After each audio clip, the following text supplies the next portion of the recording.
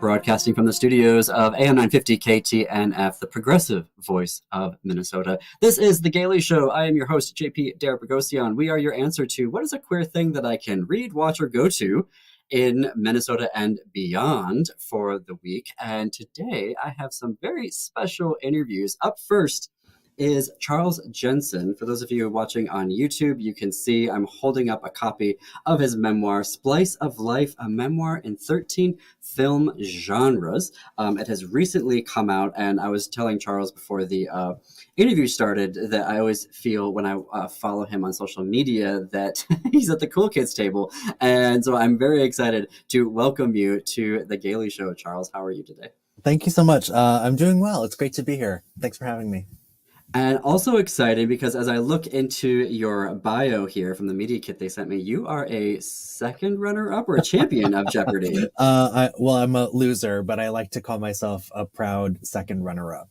Second runner-up. That's very exciting. And you are also from our neighbor state here in Minnesota. You're from Wisconsin, correct? I am. That's right. But you went to the U. And for folks who aren't from Minnesota, you don't know that we call the University of Minnesota the U. But you went to the U, right? Yes, I'm a Golden Gopher for life. For life. Oh my God, everyone's going to love you now. So tell us a little bit about your memoir. Well, it is a little unconventional. Each chapter tells an episode from my life, something that I lived, and I weave back and forth that story with discussion of a single movie that's somehow related. Either, maybe it seems like the plots are related or there's some situations, characters that are similar. But I think as the discussion unfolds, there's a deeper understanding of how these stories are interconnected. So my first question for you about that is, how did you select the films? Like, were these really important films to you, like in your life journey, or were they ones that you specifically sought out because of the connection that you saw between your life experiences and the film? It was a pretty intuitive process, so I didn't overthink it. In the book, 11 of the movies are movies that I love, and 2 of them are not. One of them is a movie that I really dislike, and the other is a movie that I had never seen, but I felt would be the right movie to pair with that essay, and I was correct on that count. Wait, so how did that process work then? Well, I thought about what stories I wanted to tell about my life. And as you know, having read the book, there are some very wild situations. And when I thought about them, I thought, how does this line up with a more familiar story or a way that I've seen this represented on screen? So, for example, when my grandmother died and I went to her hospital bedside with my father and my uncle was there, we ended up smuggling her ashes and the ashes of all my grandparents into Canada. And so that's really, it's a road movie, and my uncle's kind of a weird, funny character, and he and my dad have this weird relationship. So I thought buddy comedy was the right vibe there. And so I picked the movie Get Him to the Greek, which follows Jonah Hill as he pulls the narcissist Aldous Snow across the US to get to the Greek theater. And so on the surface, we have these 2 buddy comedies, these 2 mismatched pairs going on a road trip together. But the more I wrote about Get Him to the Greek, the more I realized, even as I was writing the essay, that is really a movie about chosen and blood family and how we negotiate those relationships in our lives. And that is exactly what that essay was about in my own life. So as a newbie essayist, I always love asking writers who are infinitely more accomplished than I am, as you're looking at your life journey, how did you go about selecting the moments that you wanted to tell the stories of to the audience that you're speaking to? Initially, I was just thinking about weird experiences that I'd had that I think most people had not had. But as the book started to take shape, I was picking up on arcs that I wanted to explore. So there's an arc of the first man that I was in a relationship with, Tori. You see him pop up in a few essays. There's an arc about embracing my sexuality and becoming a confident queer person. And there's also a thread about like mental health that I think runs throughout the book too. So as long Mhm. as the essays were propping up those themes, I felt like those stories were going to be good fits. And you're so I fun fact, so like my family from Armenia and via France because of the genocide. But your mom is from Belgium Mm-hmm. and had a story about that and how she came here. Yeah, it's a very wild story. My grandparents told my mother that they were going on vacation in America, and after a little while, she realized they were never going home. So they lied to her about that whole transition, which was very hurtful and I think harmful Yeah. for a 12-year-old to go through.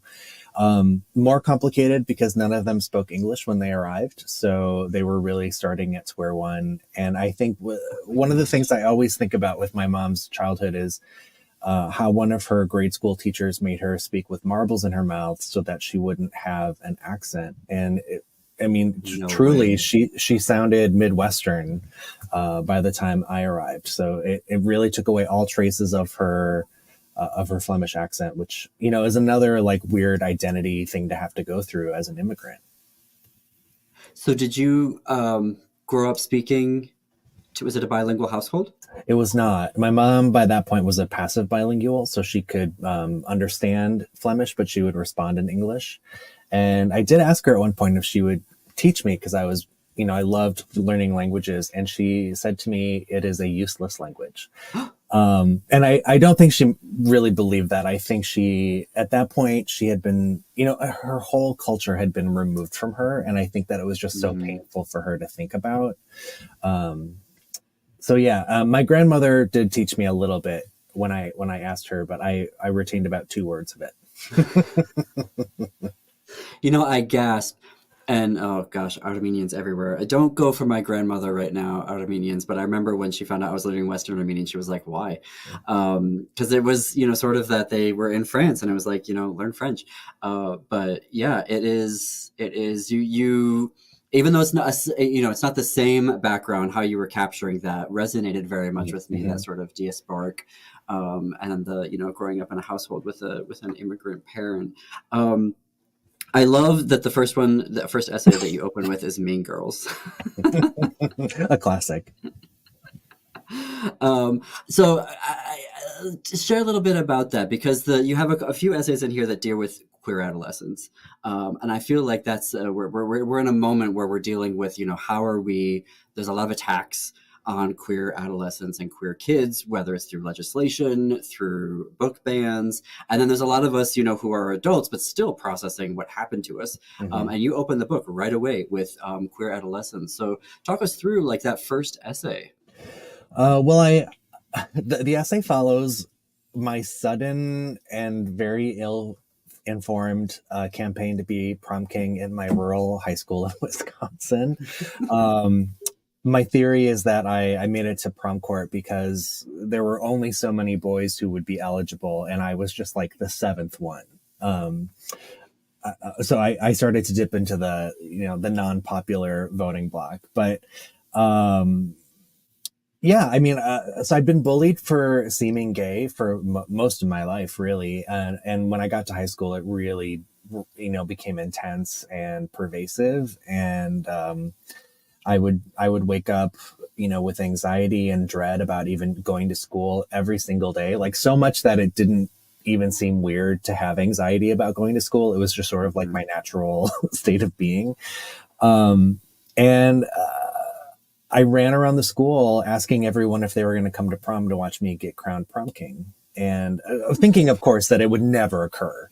And then, unfortunately, it did happen, and I won. So it was a very awkward moment, and I think a lot of Well, people were I surprised. hate to interrupt you. We do have to leave it there, but I want to continue this conversation on our YouTube channel and everywhere that you stream your podcast. Splice of Life, a memoir and 13 film genres, everywhere available, rather, everywhere that you get your podcast. Charles, stay right here. We're going to continue this conversation. Up next, we have a cool graphic YA novel for you. And they will be music transitioning, but we're just going to continue on right here. Thank you, folks, for sticking around with us on the YouTube channel and joining us here on the podcast of The Gailey Show. So you were telling everybody that you were going to be prom king. Yes. And then, lo and behold... I was, and I was completely unprepared for the moment. But the way that I worked with Mean Girls was to look at the political power landscape of high school, which I think is really what that movie is about. Plus, Katie becomes spring fling queen against all the odds. So I felt like that lined up as well. That was maybe what made me think of it initially. But as I wrote more about the movie, looking at how, first of all, every girl in the movie is a mean girl, including Damien, not just the plastics. There was the power dynamic in high school is really predicated on punching down. And so everyone is striving to punch someone down to maintain their status, including the plastics. So yeah, it seemed like it lined up pretty well and brought some levity. That's a funny essay too. So I think that it matches the tone of it. It is. I have a question about the second essay, Were the World Mine? What I thought, I loved that movie. And I still kind of dig it. And you thought that it didn't really necessarily age well. And I'm curious if you want to expand on that. Sure. So in this movie, the main character is acting in A Midsummer Night's Dream. And the magical part of the movie is that he discovers how to basically hypnotize people the way that the characters in that play are hypnotized and fall in love with each other. So he makes it so that every person in the town becomes queer. And I will say I still love this movie. I still think it is great. And it spoke to me when it came out in the early 2000s as sort of a radical envisioning of what it would be like to be in the norm.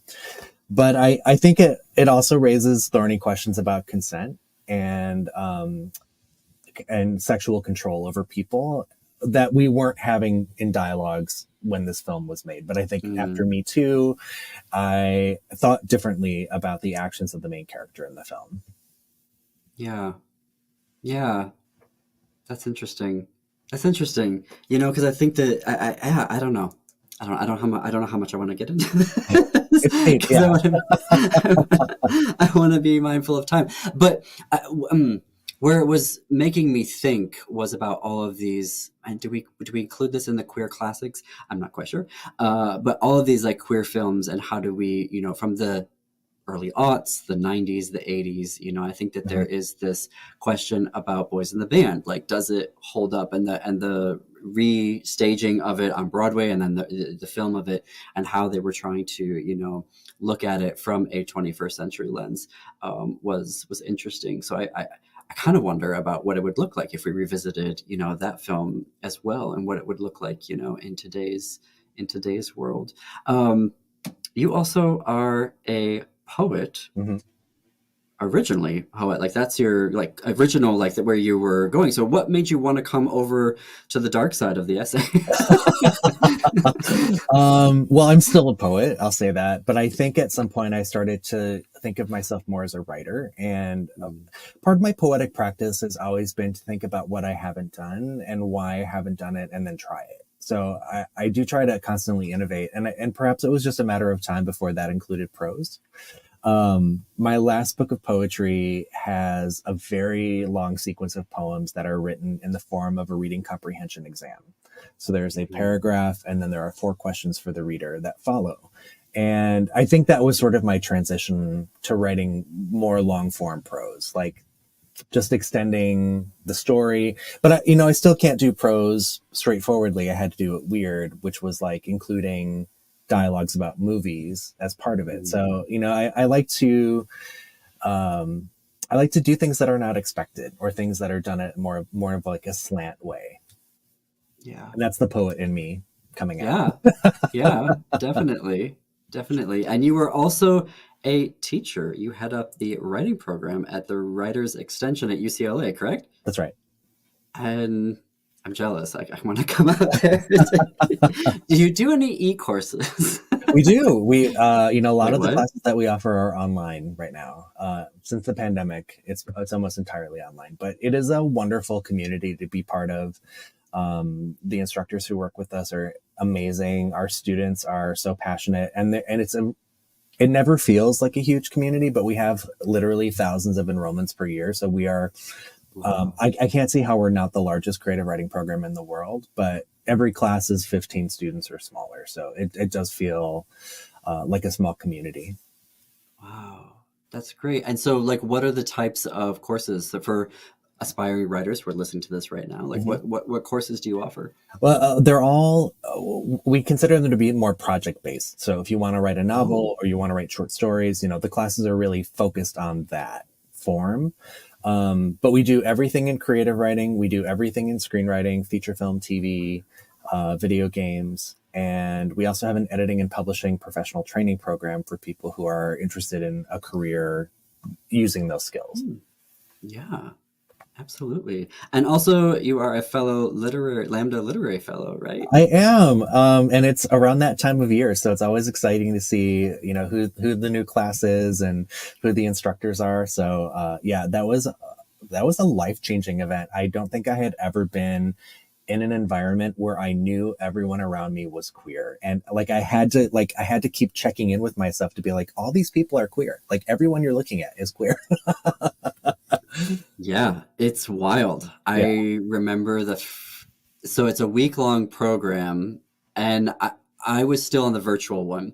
So it was the last virtual one because of right COVID before they went Mhm. back into in person. And I remember having to self-reflect over chai tea after the second day to go, you don't have to explain anything anymore, Mhm. like, and it was amazing. The cohort I was in was not only obviously they were all queer, but they also had like transnational stories and like immigration stories. And I was like, I am so used to being in a workshop where I have to explain everything. And I was like, oh, I don't have to do that for the next week. It was wild. I wish there were more programs like that. But if you are a queer writer and you want an experience like that, highly recommend applying because it is really transformative experience. Agree. And the community stays with you, long after you leave. It does. It does. And it's so fun to watch like folks, get their essays published that they were working on or get their, finally be finishing up their manuscripts and getting them published out into the Mhm. world. It's a really lovely community. So any queer writers, definitely look it up and apply for it. Charles, do you have any readings coming up or events that people can go to? I do. I'll be in San Francisco on July 11th at Booksmith with a host of very talented poets. And I do plan to read, because there's a little bit of poetry in Splice of Life. So I think I'm going to squeeze that into the event. Fantastic. And how do folks follow you on social media? I am active on Instagram at Charles Jensen, and I'm on Twitter at Charles_Jensen because some other Charles Jensen beat me to that account, unfortunately. Oh, boo. And your website is charlesjensen.com? It's charles-jensen.com. Again, another Charles Jensen out there thwarting me. Boo. Okay, well, that's the beauty of having an Armenian last name. No one's coming for that. Yes, So, unfortunately, Jensen is the Jones of Denmark, so there's a lot of competition for me. well, Charles, thank you for coming on the Gailey Show. I've really enjoyed our time today. Really, getting to know you and about your book, which is Splice of Life, a memoir and 13 film genres. Buy it at your local bookstore or a indie bookstore. The big ones, if you absolutely must. But thank you, Charles, for being here today on the Gailey Show. You are a friend of the show. Officially. Yay! So the next time that you get, when you got a new project coming out or you're doing an event, or if you're coming to Minnesota, Oh, okay. definitely let us know and we will get you back here on the show. I will. Thank you so much. All right. Okay, well, joining me now is Robin Easter with a graphic novel that is just in time for the summer because it deals with summer theater camp. This is such a delight for folks who are watching on our YouTube channel. I have my copy here, I'm holding it up.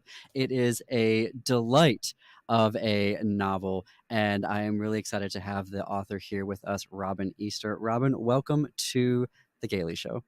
Thank you for having me. It's so nice to be here. And as a former theater nerd, and I did go to college for it in my first and a past life, I was always jealous that I never got to go to a theater camp when I was a child. So tell us about your new novel. So Upstaged is about Ashton Price. They are in the summer between eighth grade and freshman year of high school, and it is the last year of the theater camp that they've been going to for the past couple years.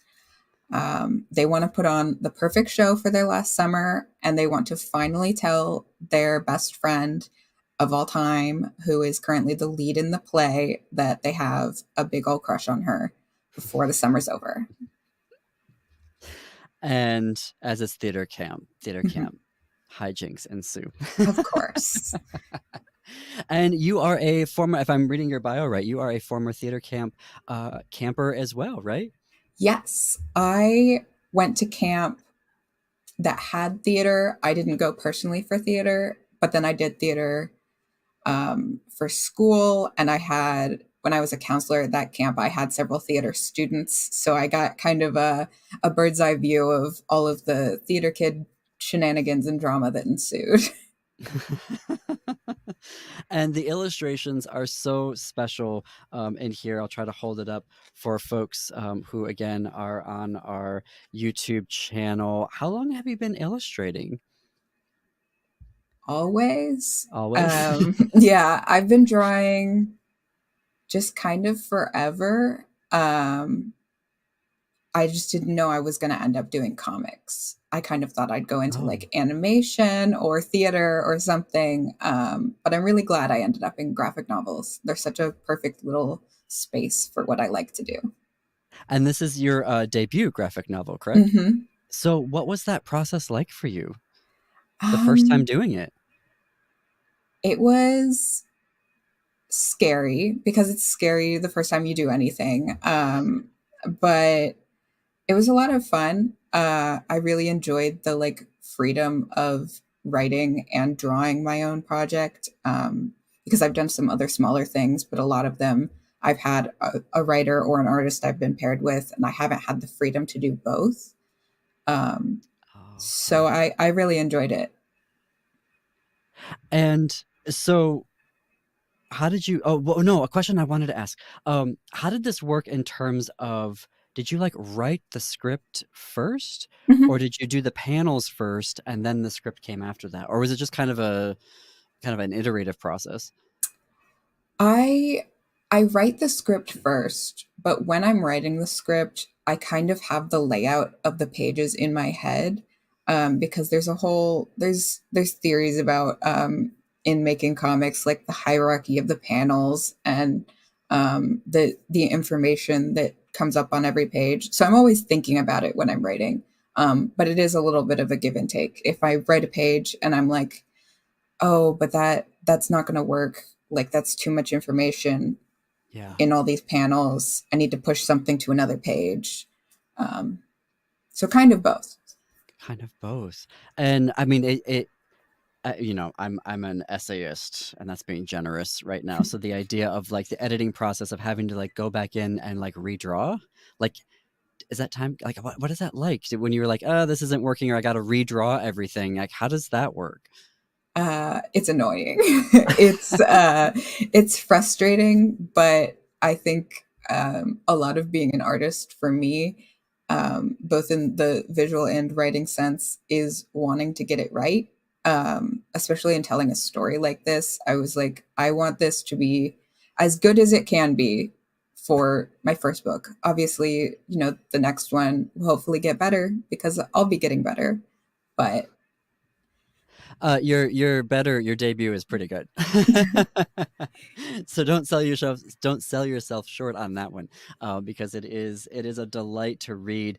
And I was getting such, I know it's for middle grade readers, but Mhm. I was getting such a kick out of it even as an adult, because I'm like, oh, I mean, partially because I'm like, oh, I wanted to go to theater camp, so it was fun to kind of like live that experience through the novel. I am curious though, like, what do you feel like you learned about queer adolescence as you were going through, writing and illustrating this project?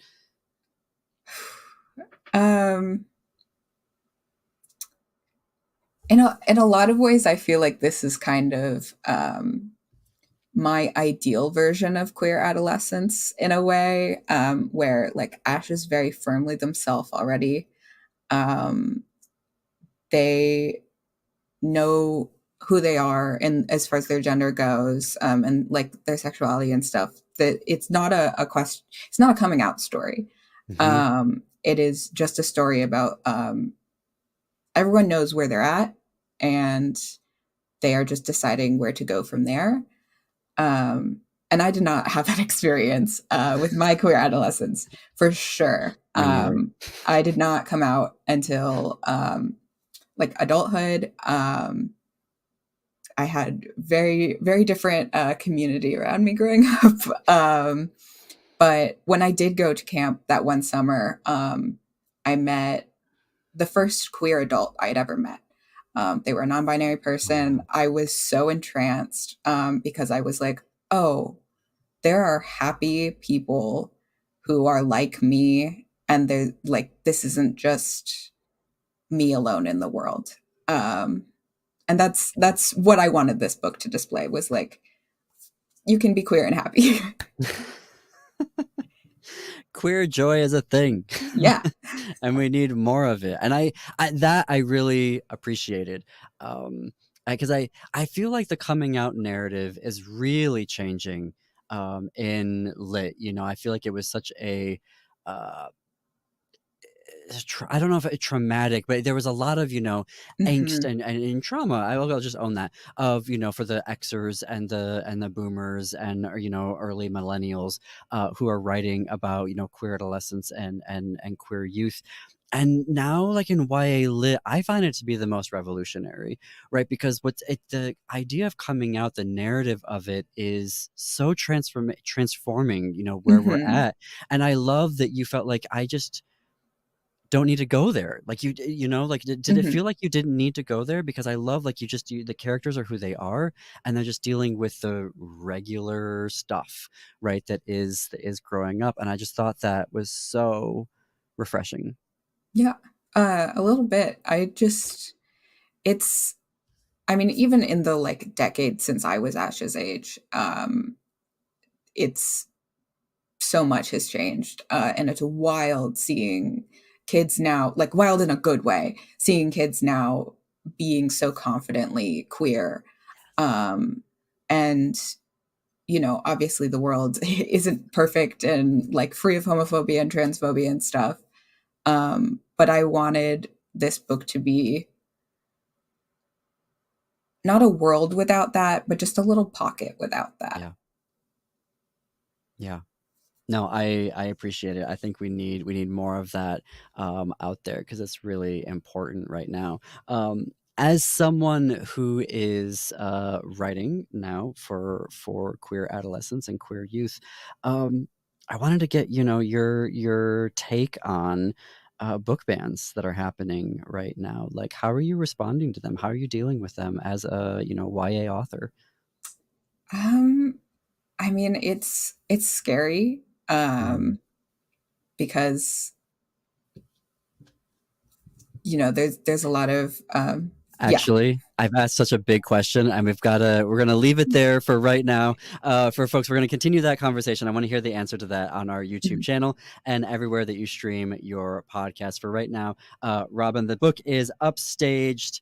You can get it everywhere that you get your books, preferably at your local bookstore or indies. Robin, thank you so much for being on the show today. Thank you for having me.